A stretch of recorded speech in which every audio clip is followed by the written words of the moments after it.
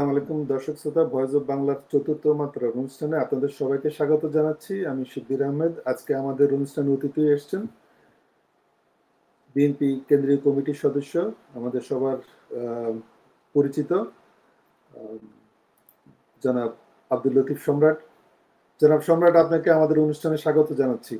আপনাকে ধন্যবাদ আমাকে আমন্ত্রণ জানানোর জন্য। প্রথমে যে বিষয়টি নিয়ে আলাপ করতে চাচ্ছি, এখন তো জাতিসংঘের 80তম অধিবেশন শুরু হয়েছে। এই অধিবেশন ঘিরে বাংলাদেশের প্রধান উপদেষ্টা আসছেন, কিন্তু আমরা লক্ষ্য করলাম যে প্রধান উপদেষ্টার সাথে বিএনপির মহাসচিব জনাব মির্জা ফখরুল ইসলাম আলমগীর সাহেব আসছেন। আমি আপনার কাছ থেকে শুরু থেকে জানতে চাই যে তিনি তিনি তো সরকারের কেউ নন, কিন্তু কেন তিনি প্রধান উপদেষ্টার সাথে আসছেন? এটা হলো কি যে আপনারা হয়তো জানেন বা হয়তো না জানাও থাকতে পারে, প্রত্যেকবারই কিন্তু জাতিসংঘের একটা থাকে, ওই আপনার সরকারের বাইরেও যে সমস্ত মেইন বিরোধী দল থাকে তাদের একটা আলাদা ডিসকাশন প্যানেল থাকে। সেই প্যানেলে হয়তো ওনারা অ্যাটেন্ড করতে আসতেছেন, কারণ অন্যান্য যখন রাজনৈতিক সরকার থাকে তারা তো রাজনৈতিক ভাবে তাদের নিজস্ব রাজনৈতিক নেতৃবৃন্দ থাকে, তাদেরকে নিয়ে আসে। এই সরকার যেহেতু রাজনৈতিক না, অতএব ওই রাজনৈতিক প্যানেলে যেতে হলে তো দেশের রাজনৈতিক, বিশেষ করে যেগুলো প্রধান রাজনৈতিক দল, তাদেরই কাউকে আনতে হবে। জি উনি তো নিজে, মানে যেমন এখন তো রাজনৈতিক সরকার ক্ষমতায় নেই, যখন আমরা বা আওয়ামী লীগ বা যারা যখন রাজনৈতিক ক্ষমতায় ছিল, তো রাজনৈতিক দল তাদের রাজনৈতিক নেতৃবৃন্দকে নিয়ে আসতো। জি তা উনি সেখানে এই রাজনৈতিক ফোরামের আলোচনায় পার্টিসিপেট করার জন্য এই রাজনৈতিক নেতৃবৃন্দকে নিয়ে আসছে বলে আমরা যতদূর জানতে পারছি। না, আমরা প্রথমে যখন এই খবরটা আমরা দেখেছি তখন মির্জা ফখরুল ইসলাম আলমগীর সাহেবের একটা বক্তব্য, যেমন উনি জানেন না উনি কেন আসছেন কিংবা কেন ওনাকে সিলেক্ট করা হলো। এটা কি দলীয় সিদ্ধান্ত, না উনি আমন্ত্রণ জানিয়েছেন বলেই আপনারা রাজি হয়েছেন? না, এটা আবার বুঝতে হবে। উনি জানেন না বলতে হয়েছে কি, আপনারা এর আগেরটা জানেন কিনা জানি না, উনি ছিলেন তো চিকিৎসাধীন অবস্থায় সিঙ্গাপুরে। উনি একটু অসুস্থ থাকায় সিঙ্গাপুর গেছিলেন, ওখান থেকে আসার পরেই কিন্তু এই সিদ্ধান্তটা হয়েছে। তো এই জন্য মানে উনি যেটা বলছেন যে হয়তো উনি যখন বিদেশে ছিলেন তখন উনি জানতেন না যে এখানে আসবেন, উনি অসুস্থ ছিলেন, ওখান থেকে সুস্থ হয়ে আসছেন। এবং ওনাকে দল থেকে তো ডেফিনেটলি যদি সরকার প্রধানের সাথে যদি আমাদের দ্বিতীয় বা তৃতীয় শীর্ষ নেতা কোথাও যাইতে হয়, তাহলে তো তাকে দলীয় পক্ষ থেকেই তাকে জি, মনোনয়ন, আমাদের দলকে হয়তো প্রধান ওকে উপদেষ্টা সিদ্ধান্ত অনুরোধ নিতে হয়। জানাইছে, সেই প্রেক্ষিতে ওনাকে দেওয়া হয়েছে। তো ওটা উনার জানতে একটু সময় লাগছে, এটা আর কি। আচ্ছা আচ্ছা। তো আপনারা দেখলাম গতকালকে যুক্তরাষ্ট্র বিএনপি ওনাকে স্বাগতম জানিয়ে আপনারা মিছিল করেছেন আহ, জ্যাকসন হাইটসে। তো ওনাকে নিয়ে আপনাদের এই যে আগামী কয়েকদিন যে উনি এখানে থাকবেন, আপনাদের কর্মসূচি কি? আপনারা ওনাকে নিয়ে কি আমাদের তো সিদ্ধান্ত? মূলত কর্মসূচির মধ্যে আগামীকাল যেমন আমরা বিমানবন্দরে যাব, প্রধান উপদেষ্টা এবং ইনুস আহ ইনুস সাহেবের সঙ্গে যে আসছেন আমাদের মহাসচিব, এবং আরেকজন আসতেছেন আমাদের ভারপ্রাপ্ত চেয়ারপারসনের বৈদেশিক সম্পর্ক বিষয়ক উপদেষ্টা হুমায়ুন কবির। তো তাদেরকে আমরা ওখানে শুভেচ্ছা জানাবো, স্বাগতম জানাবো, লাল গোলাপ শুভেচ্ছা জানাবো। তারপরে আমরা ওনাদের সঙ্গে, যেমন 22 কালকে, তো ওনারা আসবেন লেটে, 2:25-এ সবকিছু ক্লিয়ার হয়ে হোটেলে, যে হয়তো টায়ার্ড থাকবেন, ওই দিন আর কোনো কর্মসূচি থাকবে না। এরপরে আমরা ওনাদের অ্যাভেলেবল টাইম, জাতিসংঘের যে প্রোগ্রাম সেটা কবে কখন, এইগুলোর সঙ্গে সমন্বয় করে আমরা যারা এখানে নেতা কর্মী আছি তার জি কাছ থেকে আমরা মত বিনিময় করব, তার কাছ থেকে আমরা দিক নির্দেশনামূলক বক্তব্য শুনবো। আগামীতে নির্বাচন 12ই ফেব্রুয়ারি, সেই নির্বাচনে প্রবাসীদের কি ভূমিকা থাকবে, দল আমাদের কাছ থেকে কি আশা করে, এই সমস্ত বিষয়ে আমাদের তার সঙ্গে মত বিনিময় এবং আলোচনা হবে। আচ্ছা, আচ্ছা। কিন্তু আমরা এর আগে আগে অনেকবারই দেখেছি আমরা যে যখনই কোনো সরকার প্রধান আসতো, যুক্তরাষ্ট্র আওয়ামী লীগ এবং যুক্তরাষ্ট্র বিএনপি মোটামুটি একটা মুখোমুখি অবস্থানে থাকতো। কিন্তু এই বছর আমরা দেখছি একটা সম্প্রীতির মধ্যে আছে এখন পর্যন্ত। আমরা জানি না ভবিষ্যতে কি হবে। আমরা যুক্তরাষ্ট্র আওয়ামী লীগের সভাপতি ডক্টর সিদ্দিকুর রহমানকে জিজ্ঞেস করেছিলাম যে প্রশ্নটি এখন আপনাকে করব, সেটি তাকে জিজ্ঞেস করেছেন যে আপনাদের সাথে বিএনপির কি কোনো দ্বন্দ্ব কিংবা সংঘাত হওয়ার কোনো সম্ভাবনা আছে কিনা। তিনি এটাকে উড়িয়ে দিয়েছেন, বলছেন যে আমাদের সাথে বিএনপির কোনো আহ, এখন কোনো ঝামেলা নেই, আমরা বিএনপির সাথে কোনো সাংঘর্ষিক পরিবেশে যাবও না। আপনাদের কি সিদ্ধান্ত এই আমি বিষয়ে? আপনার সঙ্গে কথা বলার 15 মিনিট আগে ওই যে বললাম এই টিভির একটা টক জি। শোতে সিদ্দিকুর রহমানের সাথেই ছিলাম। আচ্ছা, আচ্ছা। উনিও এটা বলছেন, আমিও বলছি। সেটা হইলো এটা আইনের দেশ। জি, এখানে আমরা যত রকম সহিংসতা, আল্লাহ মাফ করুক, কেউ করার জি, চেষ্টা করলে আইন শৃঙ্খলা বাহিনীর দায়িত্ব সেটাকে ঠেকানো।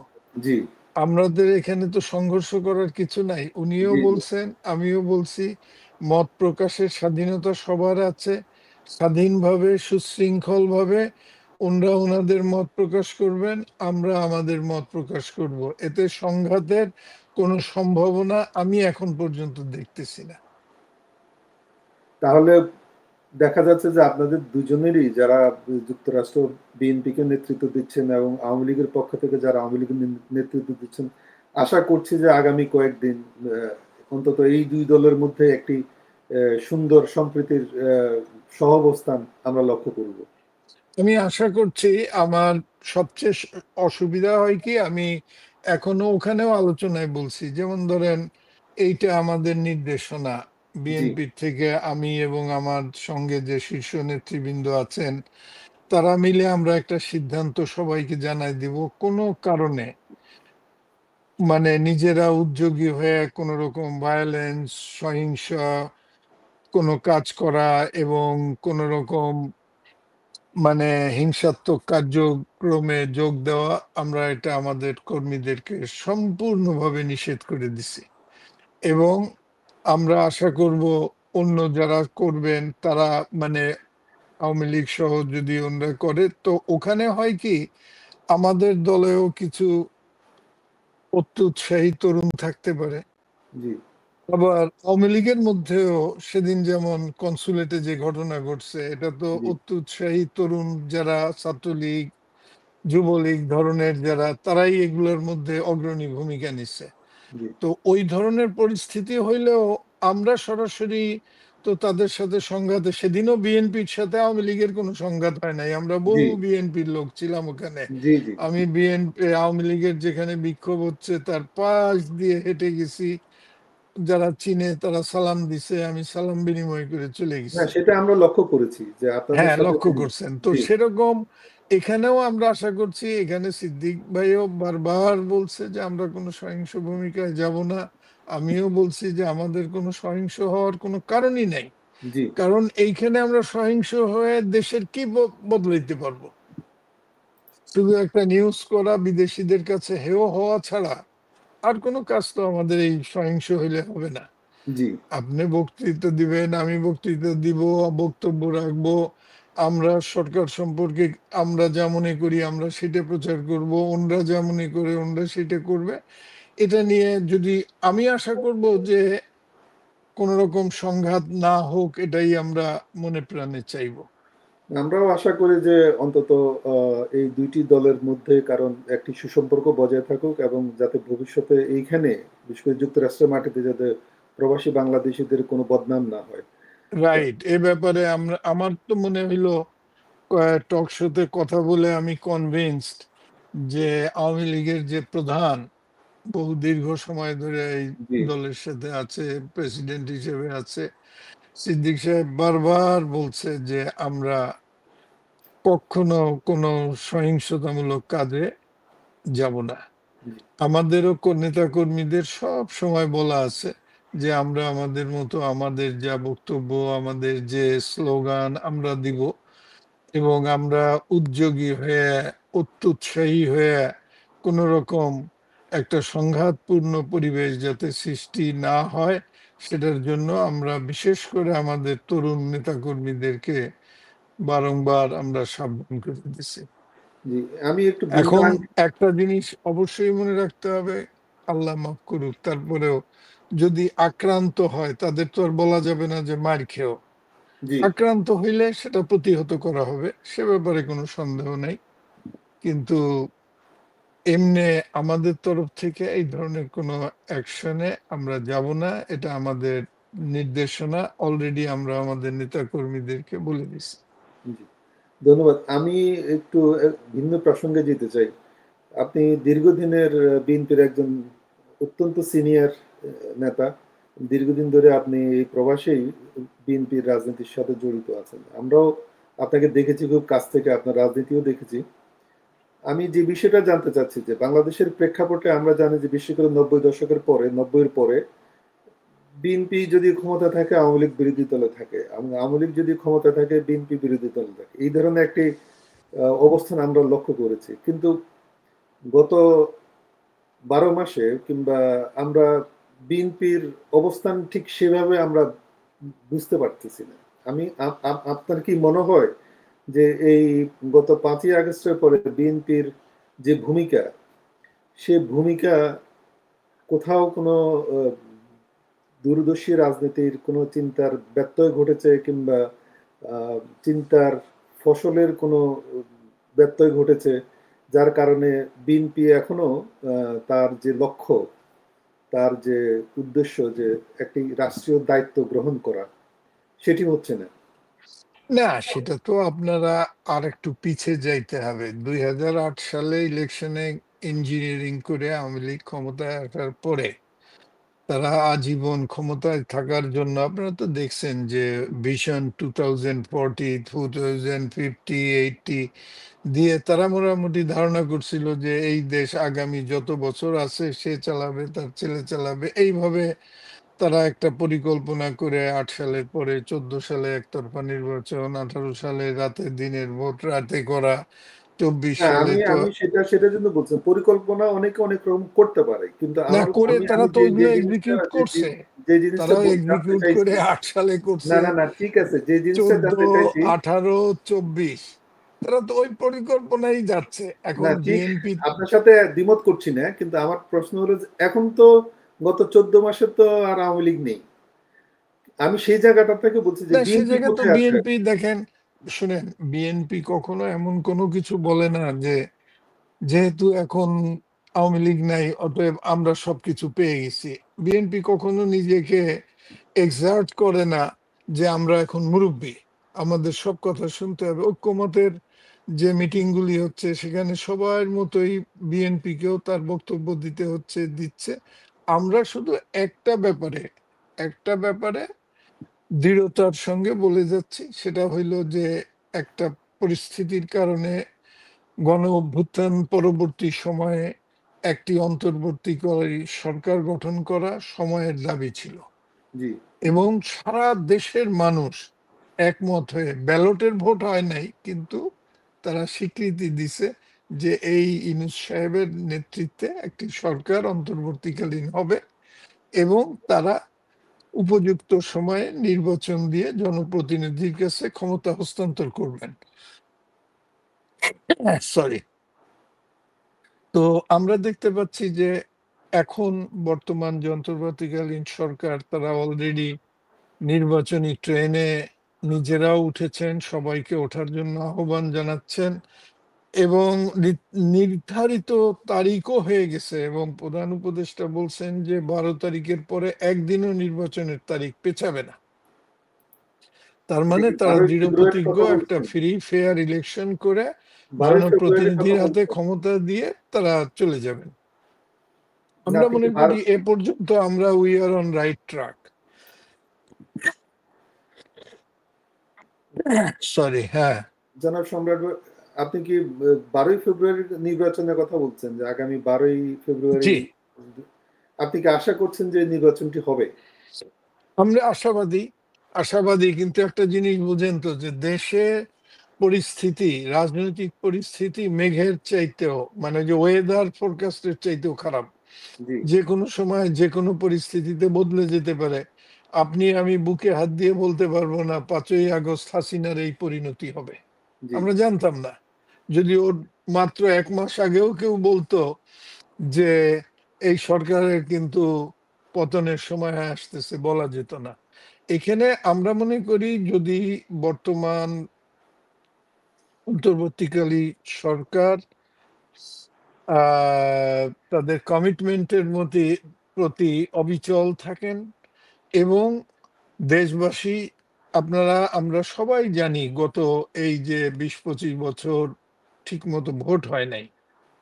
তো এই ভোট 18 বছরের মানুষ ভোট দিতে পারেন, যাদের বয়স ধরেন 15 ছিল, তারা 33 বছর হয়েছে, ভোট দিতে পারে নাই।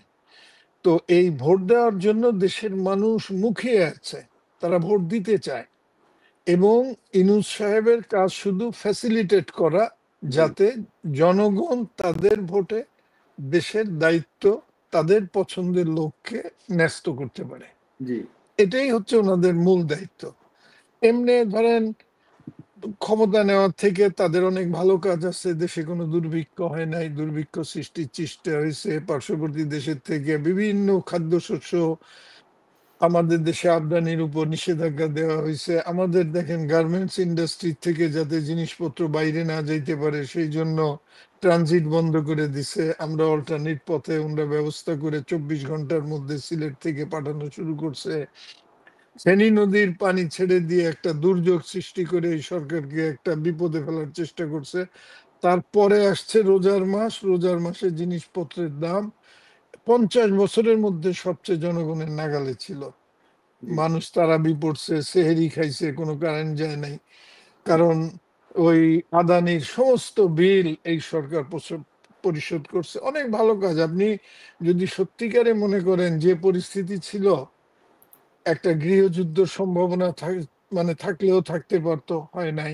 দেশের মানুষ নিরাপদে আছে, এবং অনেক মানুষ মনে করে এই ট্রানজিশন সরকারটাই আসলে ভালো কাজ করে। যদি নির্বাচনটা দিয়ে যায়, এরা ইতিহাসের পাতায় স্মরণীয় হয়ে থাকবে। কিন্তু জনাব সম্রাট, আমরা দেখেছি এই এই আমরা এর আগেও অনেকবার, আপনিও দেখেছেন যে বহুবার সরকার পরিবর্তন হয়েছে। আহ, এবং একদল আরেক দলের উপর হামলাও করেছে সরকার পট পরিবর্তনের পরে, কিন্তু আমরা কখনোই দেখিনি মুক্তিযুদ্ধের উপর হামলা হতে, মুক্তিযুদ্ধের ইতিহাসের উপর হামলা হতে, কিন্তু এবার সেটি কোথায়? হয়েছে। মুক্তিযুদ্ধ, মুক্তিযুদ্ধের যে মুক্তিযুদ্ধের ইতিহাস, কি হামলা হয়েছে বুঝলাম না। মুক্তিযুদ্ধের যে স্মৃতিস্তম্ভ সবকিছু তো ভেঙে ফেলা হয়েছে, যেটা না, হয়েছে। এটা এবং এটা আপনার বুঝতে হবে। আপনার, জি আমি এক্সাক্ট জানি না যে আপনার বর্তমান বয়স কত।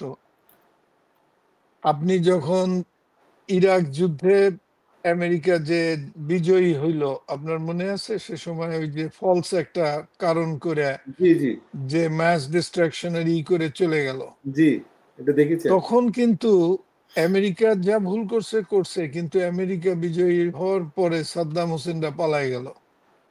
পালায় যাওয়ার পরে সারা বাগদাদের রাস্তায় তার মূর্তি কিভাবে টেনে টেনে ফেলছিল, আপনি জানেন? দেখছেন? জি দেখছি। সাদ্দাম হোসেন কে ছিল? ইরাকেরই লিডার ছিল। লিডার শুধু না, ইরাকের disguise father of the nation ছিল। বাদশাহ হাসানকে যখন তার ক্ষমতাচ্যুত করে ক্ষমতায় আসে, তখন ইট ওয়াজ লেড বাই সাদ্দাম। এই ইরাকের মানুষকে স্বাধীনতা দিছিল সেই রাজতন্ত্র থেকে। সেই মানুষটা যখন অপকর্ম করছে, করার কারণে তার তো ফাঁসি পরে হইছেই, এবং তার মূর্তি পুরা বাগদাদ শহরে আপনি ঘুরলে কোনো মূর্তি পাবেন না, অজস্র মূর্তি ছিল তার। এরকম কিন্তু ভাবে যখন, বাংলাদেশে তো আমাকে বাংলাদেশ শুনেন, জি আপনাকে বলি, ওই যে মৌলানা ভাসানী বেঁচে থাকতে একটা ওনার অনুষ্ঠানে সবাই বক্তৃতা দিতে গেছিলাম, ওই সময় তিনি, এটা বলতেছি তখনও মুজিব বেঁচে আছে 72-75-এর মধ্যে, সেই মিটিং এর মধ্যে উনি গোপালগঞ্জের একটা জনসভায় বলছিল যে, মুজিবর, আমার সেক্রেটারি ছিলা, তোমার জন্য মায়া হয়, তুমি জনতার রুদ্ররোষ দেখো নাই। জনতার রুদ্রদোষে বাদশাহ হাসানের 3 বছরের ছেলেরে 4 টুকরা করে রাস্তায় ছিটিয়ে রেখে দিছে। বিপ্লবের এই মানে অনিবার্যতা আপনি এড়াতে পারবেন না। আমি বলতেছি না যেটা কাম্য অথবা কাম্য নয়, আমি বলছি যে এটা মানুষকে এমন পর্যায়ে নিয়ে যাওয়া হয়েছে। আমি অনেক কিছু এখন সময়ের অভাবে বলতে পারবো না। না, কিন্তু আপনাদের আপনারা এই আপনাদের যে একজন দেখেন নেতা স্বাধীনতার চেতনার কথাই সম্রাট একটু ভাই, আগে সিদ্দিক ভাইয়ের সামনে বলে আসছি। সম্রাট। একটা একটা কথা খালি জি। প্লিজ আমাকে বলতে দেন। একটু আগে সিদ্দিক ভাইরে বলে আসছি যে ভাই আপনারা স্বাধীনতার চেতনা কইতে কইতে তো মরে যেতেছেন। বলেন 30 লক্ষ মরছে, 2 লক্ষ এরকম হয়েছে, ফিগার নিয়ে অনেক কথা আছে, সেটা পরে। কিন্তু যেই লোকটার একক শয়তানির কারণে এই জাতীয় সংসদ বসতে পারলো না, পাকিস্তান ন্যাশনাল অ্যাসেম্বলি, যেই লোকটার কারণে ইয়াহিয়া খান বাংলাদেশকে একটা কসাইখানা বানাইলো, সেই জুলফিকার আলী ভুট্টোকে বাংলাদেশের 30 লাখ লোকের রক্ত শুকানোর আগে বাংলাদেশ আর্মির স্যালুট দিয়া বিমানবন্দর থেকে বাংলাদেশে প্রথম কে আনছিল? উনি এই না, কথার কোনো জবাবই দেন নাই। তৎকালীন সময়ে চেতনার কথা বলা অনেক সহজ, কিন্তু আমি আবারও বলতেছি, মুক্তিযুদ্ধের আমাদের একটা বিরাট অর্জন, এই ব্যাপারে কারুর কোনো সন্দেহ নাই। কিন্তু মুক্তিযুদ্ধ পরবর্তীকালে আওয়ামী লীগের নেতৃত্বে 72 থেকে 75 30,000 মুক্তিযুদ্ধকে হত্যা করার চাইতে দুর্ভিক্ষে 1 মিলিয়ন লোক না, মারা যাওয়ার থেকে শুরু। তখন তো বলা হচ্ছে যে যে এক ধরনের ষড়যন্ত্র হয়েছিল যে হ্যাঁ, তা বাংলাদেশকে ষড়যন্ত্র পিছিয়ে দেওয়ার জন্য। ঠেকানোর দায়িত্ব কার? এখন যদি না, ঠিক আমরা আছে, ইউনুসকে বসনেন, ঠেকানোটা ইউনুস সম্ভব সাহেবের হয়নি। বন্যায় পানিতে ফেনী ভাসায় নিল, জি। এরপরে ভারত চতুর্দিক থেকে আমাদের উপরে ব্লকেট দিল, তারপরে যদি রোজার সময় জিনিসপত্রের দাম আকাশচুম্বী হইতো, আমরা কি বলতাম যে না এই সমস্ত কারণে কিন্তু তো এটা তো এইগুলা অনেকে হয়েছে? মনে করে যে একটা রাষ্ট্রের প্রধানের প্রথম দায়িত্ব হচ্ছে ষড়যন্ত্র রুখে দেওয়া, না, এটা তো অনেকে মনে জনগণের করে যে নিরাপত্তা বিধান করা।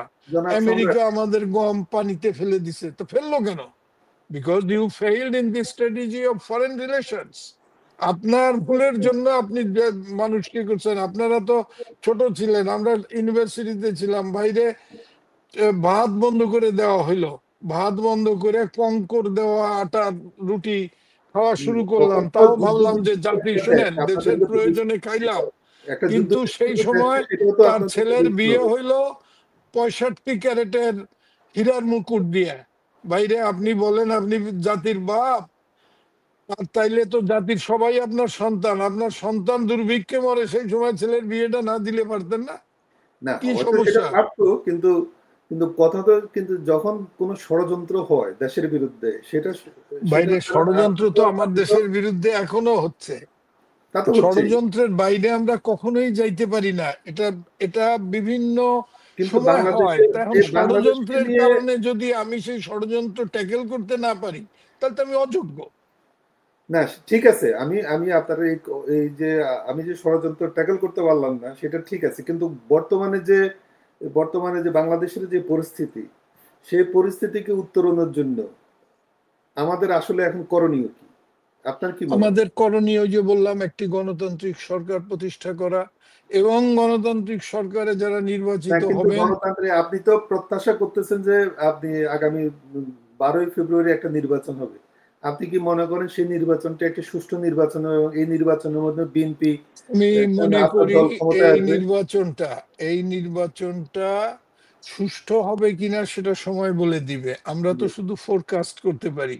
জি। যদি সমস্ত রাজনৈতিক দলগুলি তারা এই নির্বাচনের প্রতি আস্থা রেখে নির্বাচনের কোড অফ কন্ডাক্ট মেনে যদি রাজনীতি করে, মানে এই নির্বাচনে অংশ নেয়, এবং সরকার যদি নির্মোহভাবে একদম এই কেউ যাতে অবৈধ প্রভাব বা এগুলি করতে না পারে, এই ধরনের একটা ব্যবস্থা যদি সরকার নিতে পারে, তাইলে এইটা অবাধ, সুষ্ঠু, নিরপেক্ষ নির্বাচন হইলে, একটা প্রতিনিধি যদি আসে, মানে জনপ্রতিনিধি সরকার গ্রহণ করে, সরকার গঠন করে, এবং তাদের উদ্দেশ্যেও কে হবে জানি না, তাদের উদ্দেশ্যে আমার একজন ক্ষুদ্র রাজনীতিবিদ হিসেবে এই আহ্বান থাকবে যে আপনারা সব ভুলে যান, 5ই আগস্ট ভুলেন না। না, কিন্তু আপনাকে একটা ক্ষমতার আরেকটা জিনিস জানতে চাই। এই যে এই সম্প্রতি ডাকসু নির্বাচন হলো, এই নির্বাচন কি আপনারা সুষ্ঠু মনে করেন? বিএনপি কি সুষ্ঠু মনে করে?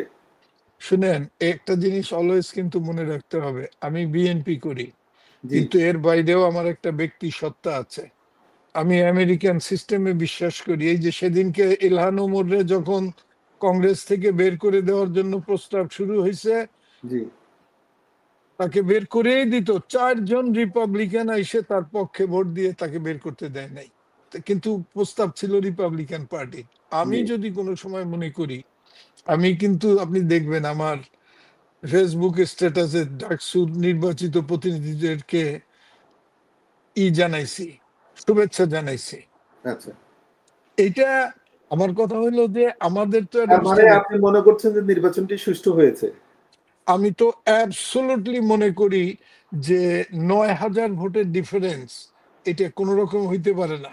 আচ্ছা। আর একটা জিনিস দেখেন, আমরা জি, যতই বলি ছাত্রলীগ তাদের ভোট দিয়ে বানাইছে, তো ছাত্রলীগের ভোট আমরা পাই নাই কেন? জি, কথাটা বুঝছেন না? আমি এটা কখনো, আমরা আর একটা জিনিস আমি সবাইকে বলি, আমাদের কর্মীরা আমার উপর রাগ হয়েছে, আমাকে বলছে, আমি বলছি যে শোনো, সত্যকে মেনে নিয়ে নিজেদের ভুলকে স্বীকার করে সেটার থেকে কি করে উত্তরণ করা যায়, এইটা হওয়া উচিত আমাদের স্ট্র্যাটেজি। কিন্তু মানে ওই মুখ লুকায়া কাকের মতো যে কেউ দেখতেছে না, এটা হবে না। আমাদের ভুল আছে, আরো আমাদের ভুলের পিছনে জেনুইন অনেক রিজন আছে ডাকসুতে। কারণ আমাদের ছেলেরা 17 বছর হলে ঢুকতে পারে নাই, তারা হলে ঢুকছে মাত্র 6 মাস 8 মাস আগে। এরপরে আমাদের একটা রাজনৈতিক ভুল হইলো যে ওইখানে কমিটি গঠন করা মাত্র নির্বাচনের 1 মাস আগে, ওটাও একটা অপ্রয়োজনীয় বিষয় ছিল। এবং এইভাবে তারপরে ধরেন শিবির, এটা তো কোনো দোষের কিছু আমি বলতেছি না, শিবির তাদের প্যারেন্ট অর্গানাইজেশন থেকে অনেক সাহায্য পায়, আর্থিক ব্যবস্থা আছে, তাদের নিজস্ব অর্থ সংগ্রহ আছে, হলে হলে ওয়াটার কুলার দিছে, গরিব ছেলেদের কোচিং সেন্টারে নিয়ে পড়াইছে, মেয়েদের সঙ্গে ভালো ব্যবহার করছে, মেয়েদের ভুল ধারণা দূর করতে পারছে যে শিবির আসলে বোরকা পরে ঘুরতে হবে। শিবির সেটা দেখাইছে যে না, এটা করতে হবে না, যার জন্য সমস্ত মেয়ে হলে ওরা হাইয়েস্ট ভোট পাইছে। তো তাইলে যা আগামী 12ই ফেব্রুয়ারি যে নির্বাচনটি আপনারা আশা করতেছেন, সেই নির্বাচনেও যদি এই ধরনের একটি রেজাল্ট হয়, তাহলে আপনাদের আমি মনে করি, এখনো শুনেন, আমি বাংলাদেশে গেছি 3বার এই অভ্যুত্থানের পরে। জি, আমি গ্রাম বাংলায় ঘুরছি, পরিচয়ে অপরিচয়ে ঘুরছি। সেখানে একটা জিনিস দেখছি যে জামাতের সমর্থন যেটা ছিল আগের চেয়ে বাড়ছে। আগে যে 5% 6% ছিল সেখান থেকে বাড়ছে, কিন্তু বিএনপির সমর্থনে কোনো মেজর ভাটা পড়ে নাই। বিএনপির প্রতি মানুষের আছে। কিছু কিছু আমাদের নেতা কর্মীদের, শুনেন, বিএনপির সমর্থক কর্মী মিলায় 3-4 কোটি, এর মধ্যে যদি 30,000 লোক এগুলো করে থাকে তাহলে পার্সেন্টেজ হচ্ছে জি। 1%। এই 1%-এর জন্য মানুষ সব মানে বিএনপি কে সম্পূর্ণভাবে করবে এরকম কিছু হয় নাই। এবং বিএনপি সেটা বিশ্বাস করে বলেই তো নির্বাচন দিতে বলছে, না, তার তাহলে আপনারা নির্বাচন দেওয়ার তাহলে কথা না। জনাব সম্রাট, আপনারা আশা করছেন যে 12ই ফেব্রুয়ারিতে যে নির্বাচনটি অনুষ্ঠিত হবে সেখানে বিএনপি জয়লাভ করে রাষ্ট্রীয় দায়িত্ব বিএনপি পালন করবে? ল্যান্ডস্লাইড ভিক্টরি হবে, ভূমিধস বিজয় হবে ইনশাআল্লাহ। তাহলে আহ, আমরা আমরা সেই দিনটির প্রত্যাশায় রইলাম। আশা করি এখন আপনাকে, আপনি জিজ্ঞেস করেন যে আমিও এমপি হব কিনা, সেটা একটা আলাদা প্রশ্ন করতে পারেন। আপনি তো যুক্তরাষ্ট্রে দীর্ঘদিন ধরে, আমার জানা মতো অন্তত 30 35 হ্যাঁ, 40 বছর, তো সেখানে আপনি আর বাংলাদেশে তো আপনি তো এমনিতেই কেন্দ্রীয় কমিটির সদস্য হিসেবে আছেন। তো আশা করি আপনি যুক্তরাষ্ট্রেই থাকবেন, প্রবাসীদের পাশে হ্যাঁ, থাকবেন। আসলে এইটা এখন আমার ভালোবাসার জায়গা। আমার হ্যাঁ, জীবনকে ভাগ করলে জীবনের অধিকাংশ সময় আমার এই দেশে এবং বিশেষত নিউ ইয়র্কে। তো জনাব সম্রাট, আজকে আমাদেরকে প্রায় আধা ঘন্টা সময় দিলেন। আশা করি ভবিষ্যতেও আমরা আপনাকে পাবো। তো আজকে এই পর্যন্ত। যদি আপনার শেষ কোনো বক্তব্য থেকে থাকে বলতে পারেন, আমরা সেটা শুনে তারপরে আপনাকে বিদায় দিব। আমার সমাপনী বক্তব্য হইলো আপনাকে শুভেচ্ছা জানানো। আপনি এমন একটা শুভ উদ্যোগ নিছেন এই যে চতুর্থ পার্সপেক্টিভ মানুষকে জানানোর জন্য। আমি আপনাকে অনেক দিন আগের থেকে চিনি, সেই বহু আগে থেকে আপনি সংবাদ মাধ্যমের সঙ্গে জড়িত ছিলেন। জি, এই ধরনের শুভ উদ্যোগ নিলে মানুষ একটা ইন্ডিপেন্ডেন্ট জার্নালিজমের যে বেনিফিটটা, জি। কারুর পকেটের লোক না, নিজে একদম মানে যেটাকে বলে নির্মোহ ভাবে সাংবাদিকতা করেন, সেটার মধ্যে আসায় আপনাকে আমি আমার নিজের পক্ষ থেকে, দলের পক্ষ থেকে অভিনন্দন জানাই। আপনি ভালো থাকবেন, আশা করি এই ধারা অব্যাহত থাকবে। ধন্যবাদ জনাব সম্রাট। দর্শক মন্ডলী আজকে এই পর্যন্তই। সবাই ভালো থাকবেন। আল্লাহ হাফিজ। শিবলি, ওই যে ওই ইটা